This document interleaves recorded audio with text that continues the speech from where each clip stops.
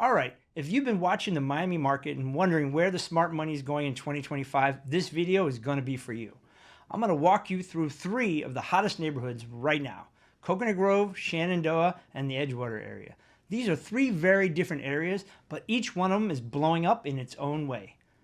Now, I've lived in Coconut Grove my whole life. I grew up on these streets, I've watched the market cycles, and I've helped many people buy and sell through all of it. And what's happening in Miami right now is like nothing you've ever seen.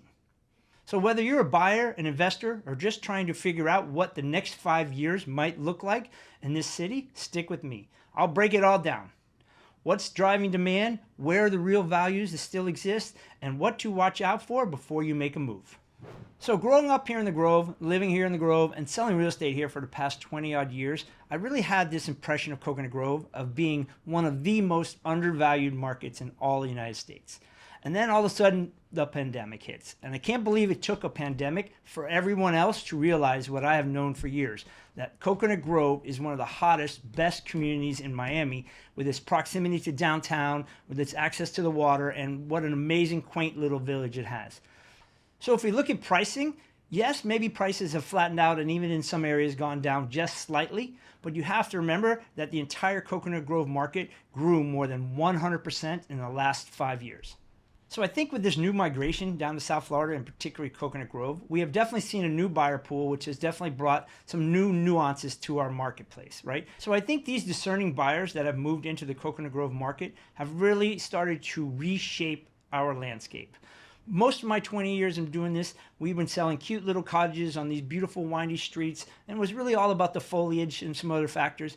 But now these new buyers, they're coming into town, they want more modern, they want new, and that has really created a whole new part of the Coconut Grove landscape. There's now developers buying up lots left and right. We see new construction happening on every corner, and the buyers that are coming, this is exactly what they're looking for, and their appetite for it is ferocious.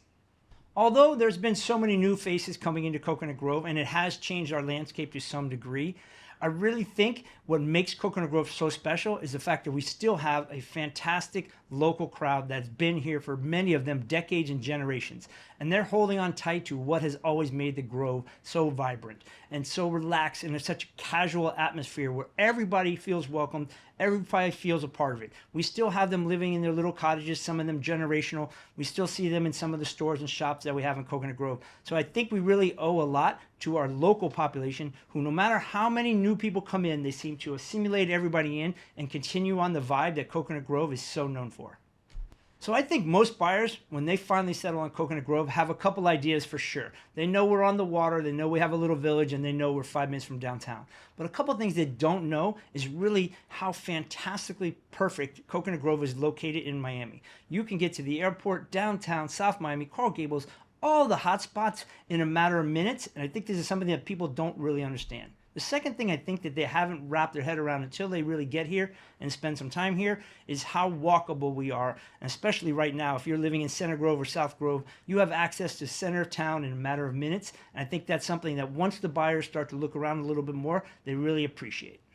So although we've experienced a tremendous amount of new development, especially in the single family and townhouse markets here, I think there's something to be said for the preservation of our tree canopy.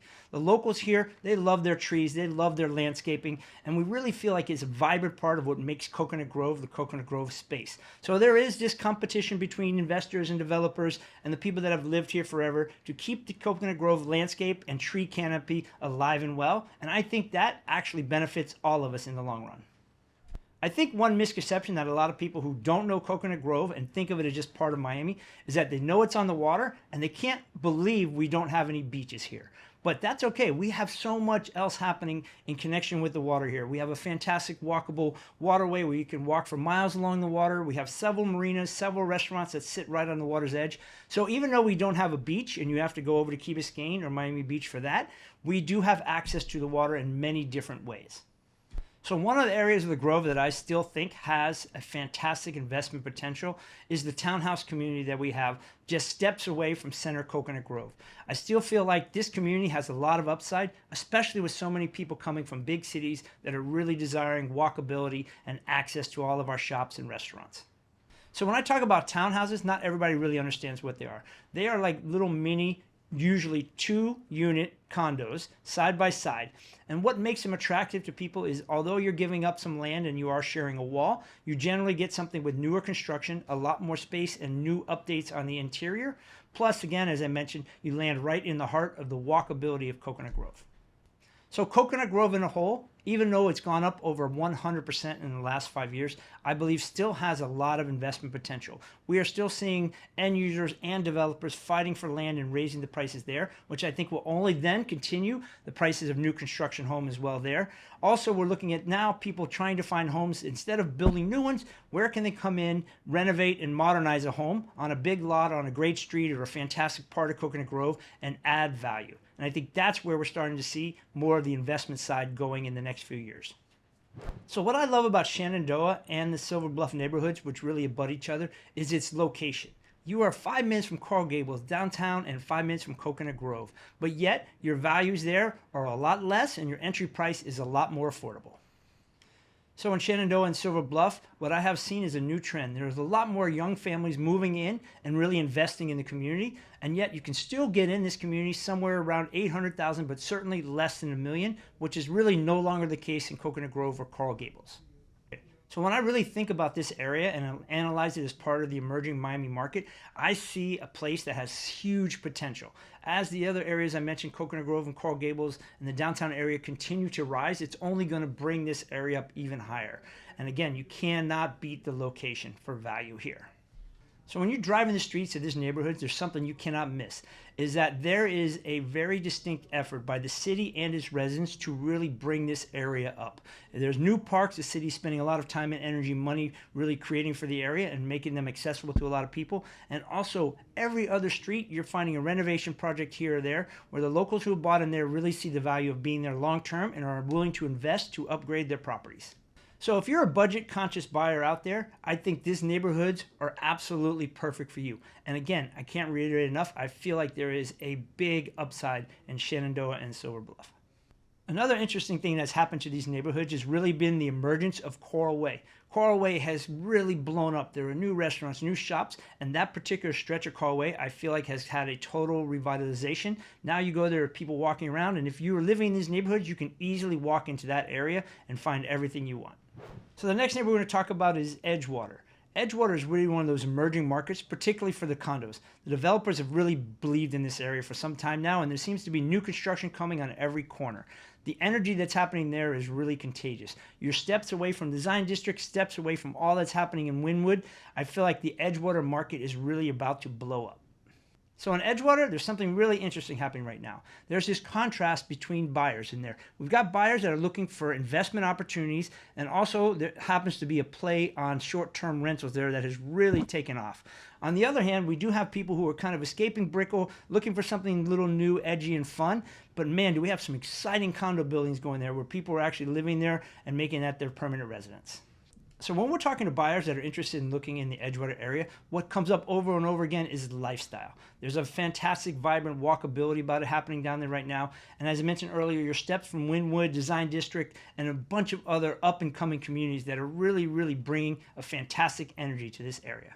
So I think for people who live in Edgewater, there's like a little hidden surprise, and it's its access to Miami Beach.